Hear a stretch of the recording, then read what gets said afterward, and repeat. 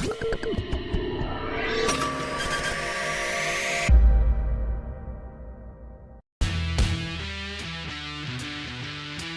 Bulega adalah satu di antara pembalap di ajang World Superbike yang bertarung dengan motor pabrikan Ducati. Pada World Superbike 2024 musim lalu, ia jadi satu di antara penantang bagi Toprak Razgatlioglu dalam memburu gelar juara dunia WSBK 2024. Sayangnya, dominasi yang terlalu istimewa Toprak Razgatlioglu mementahkan semua asa Nicolo Bulega merebut trofi WSBK World Champion musim lalu tersebut. Terbaru, Nicolo Bulega sudah bersiap menatap digulirkannya World Superbike 2025.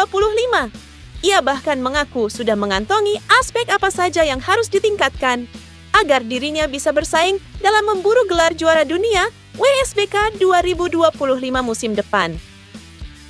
Target saya adalah mencoba meningkatkan diri dari tahun ini. Dan jika saya meningkatkan posisi tahun ini, itu akan bagus untuk bersaing merebut juara dunia WSBK 2025, ujar Nicolo Bulega dirangkum dari laman Crash. Menurutnya, ia punya bekal yang cukup bagus menandingi Toprak Razgatlioglu di WSBK 2025 musim depan. Keberhasilan dirinya finish di posisi runner-up pada klasemen akhir WSBK 2024, jadi satu di antaranya. Apalagi predikat juara 2 World Superbike 2024 itu didapatkannya di tahun pertamanya berkarir di ajang balap motor flagship standar pabrikan dunia, itu di musim perdananya. Alvaro Bautista mengaku sudah menemukan cara baru untuk menunggangi motor Ducati Panigale V4 untuk WSBK 2025 musim depan. Memang, di WSBK 2025 nanti, Ducati masih akan menggunakan spek yang lama untuk musim depan. Lantaran motor Panigale V4 model 2025 baru akan bisa digunakan dan lolos aturan World Superbike di musim 2026 nanti. Untuk tahun 2025, kami akan memiliki motor yang sama. Beberapa pembaruan pada bagian elektronik dan mesin, tetapi tidak ada perubahan besar, ujar Alvaro Bautista dirangkum dari laman Crash.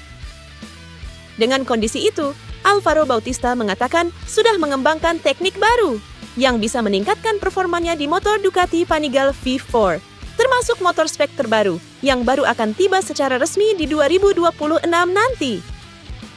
Saya meminta Ducati untuk membuat motor yang benar-benar berbeda mengenai setup dan elektronik dan segalanya, karena saya ingin mengubah feeling dengan motor tersebut.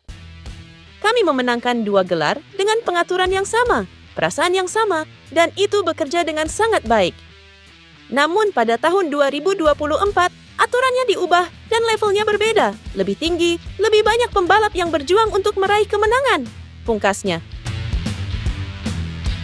Ex-manajer Ducati Team, Repsol Honda, dan Suzuki X-Star, yakni Livio Suppo, menyatakan Ducati Lenovo Team harus hati-hati dalam mengendalikan situasi garasi mereka di MotoGP pada 2025. Menaungi Pecco Bagnaia dan Marc Marquez di bawah atap yang sama tentu bukan tugas yang mudah.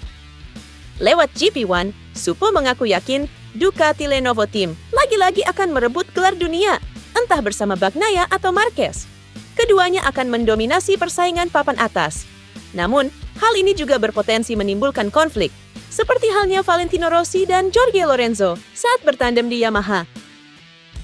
Yang jelas, di atas kertas, juara dunia dan runner-up musim depan sudah ditentukan. Tim pabrikan Ducati bisa dominan tahun depan. Namun pada akhirnya, tandem atau bukan tandem, pengaruhnya kecil ketika di trek. Keduanya rider yang sangat kuat, dan ini tergantung cara Ducati mengendalikan situasi di tim mereka, ujar Suppo. Suppo juga menyatakan bahwa Ducati tak boleh terlena karena berhasil menaungi seorang 8 kali juara dunia.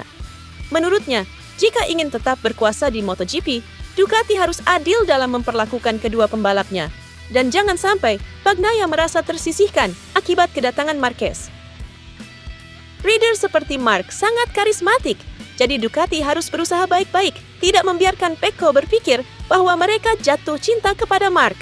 Bagnaia telah meraih 2 gelar dunia beruntun dan kalah tahun ini meski jauh lebih sering menang ketimbang sang juara dunia. Ini artinya Pecco mampu melaju cepat. Jika ia mau belajar mengurangi kesalahan, ia sangat sulit dikalahkan. Jadi, tak akan mudah bagi tim mereka untuk mengendalikan situasi. Namun, mereka jelas jadi tim yang kuat, pungkas pria asal Italia ini. KTM dikabarkan harus mendapatkan dana sekitar 100 juta euro guna mengamankan operasional mereka setelah tahun ini. Pierer Mobility AG selaku pemilik KTM mengumumkan bahwa manajemen perusahaan memperkirakan tidak akan bisa memperoleh uang yang diperlukan sehingga mereka harus melakukan restrukturisasi. Mereka mengatakan proses ini akan berdampak pada operasional dan kerugian lainnya karena potensi penurunan kinerja dan adanya biaya lain yang timbul. Hal tersebut membuat mereka harus mengambil langkah karena mereka memperkirakan hasil bersih tahunan merugi dalam kisaran 3 digit juta. Menjelang MotoGP 2025, Maverick Viñales jadi salah satu pembalap yang paling disorot.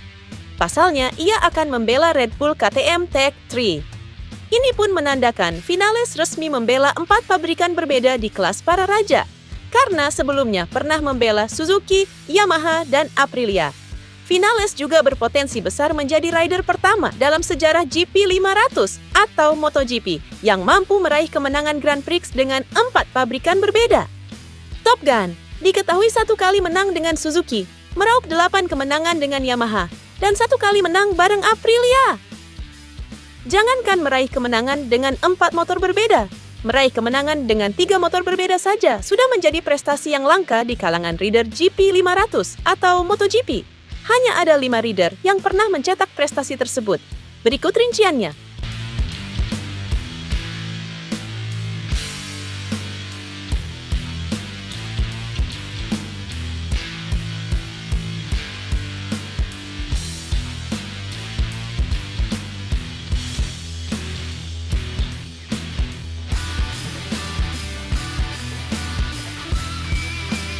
Mulai kemarin 26 November dan 27 November 2024, beberapa tim dari WSBK akan menyelesaikan tes 2 hari di Circuito de Jerez, termasuk tim pabrikan dari Bimota, Yamaha, dan Kawasaki.